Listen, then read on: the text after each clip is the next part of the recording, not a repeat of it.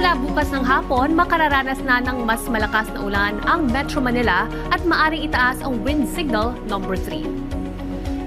Sa ngayon, naka-red heavy rainfall forecast ang Masbate, Sorsogon, Romblon at dito rin sa Samar provinces. Dito naman sa parte ng nalalabing bahagi ng Bicol Region ay makararanas naman din ng malakas na ulan, posibleng umabot sa 100 to 200 millimeters per hour sa loob ng 24 oras. Sa nalalabing bahagi naman ng Visayas at Southern Luzon, posibleng makaranas din ng mga pag-ulan na posibleng umabot naman sa 100 millimeters sa loob ng 24 hours. Simula naman bukas ng hapon, makararanas ng pag-ulan ng Central at Southern Luzon kabilang ang Metro Manila.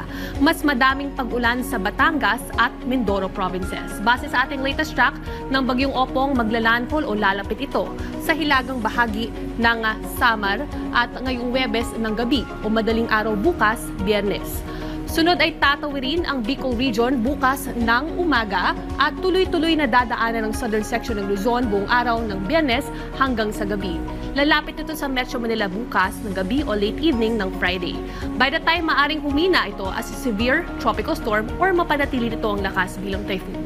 Sabado ng hapon ng gabi ay nakalabas na ito ng Philippine Area of Responsibility. Gayunpaman, dahil sa lawak ng bagyo, mananatili nakataas ang signal warnings.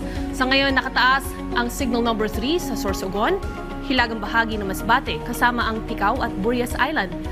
Signal number 2 naman sa ilang bahagi ng Batangas, Quezon, Camarines Provinces, nalalabing parte ng Mimaropa, Samar, Biliran at Leyte.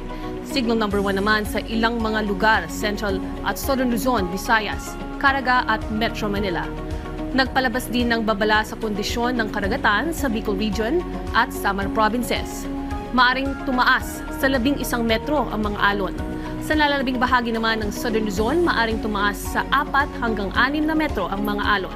Nakataas din ang storm surge alert sa coastal areas ng Bicol Region, Central at Southern Luzon kabilang ang Metro Manila. Ibig sabihin, posibleng umabot ang alon sa 2 hanggang 3 metro.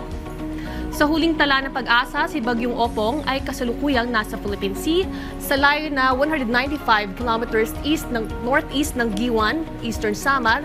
May bugso ito ng hangin umaabot sa 135 kilometers per hour malapit sa gitna at nagbabaybay dito sa Philippine Sea sa mabagal na 15 kilometers per hour pakanluran papalapit ng Eastern Samar ngayong gabi.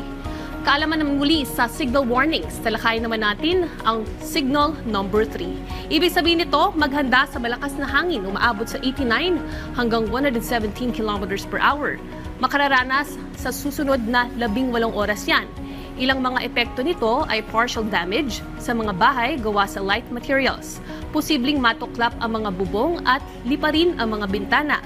Maaring liparin din ang mga lightweight items sa labas. Ilang areas ay maaring pansamantalang mawala ng kuryente. May minimal disruption sa water supply at telecom. Asahan pa rin ang pagkasira ng maliliit na puno at palayan.